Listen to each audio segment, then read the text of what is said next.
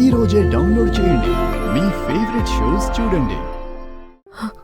అంతా సవ్యంగా ఉంటే నువ్వు ఆయన గుండెల మీద ఆడుకునే దానివి.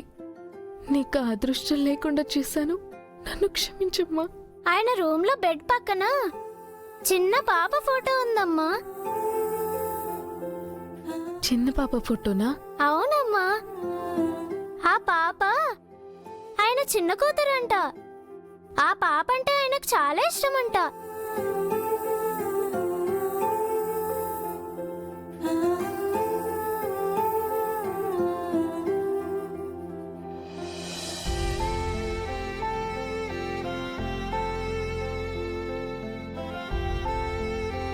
ఆ పాప ఇప్పుడు ఆ ఇంట్లో లేదంట, ఊరెళ్ళిందంట. ఎప్పుడు తిరిగి వస్తుందో తెలియదని ఆయన చాలా బాధగా చెప్పారు. ఆ పాప ఎవరో కాదు బుజ్జమ్మ, అది నువ్వే. ఆయన నిన్ను ఎప్పటికీ మర్చిపోరు. ఆ ఇంట్లో ఎక్కడ మిస్సమ్మ ఫోటో లేదమ్మా.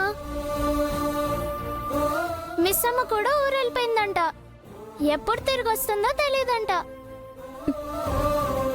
అంటే ఆయనకి ఇంకా నా మీద కోపం పోలేదన్నమాట. నా ఫోటో కూడా ఆ ఇంట్లో లేకుండా చేశారా? కానీ ఆమె ఫోటో బీరువాలో ఉందమ్మా. ఆయన చాలా భద్రంగా ఆ ఫోటోను దాచుకున్నారంట. నేను మిస్ అమ్మని చూడాలని ఎంతగానో అడిగితే అప్పుడైనా బీరువాలో నుంచి ఆ ఫోటో తీశారు.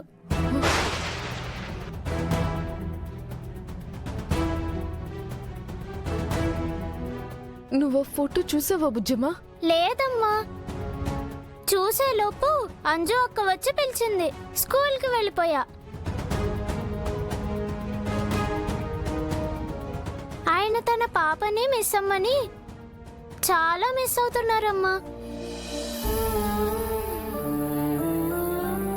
ఆ అక్కలు అన్నయ్యలు కూడా మిస్ అమ్మ లేదని చాలా బాధపడుతున్నారు.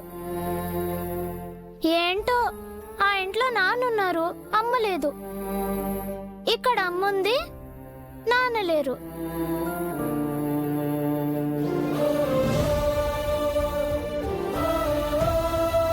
అమ్మా, మా నాన్న ఎవరమ్మా? ఎక్కడుంటారు? ఆయన మీ నాన్నే బుజ్జమ్మ.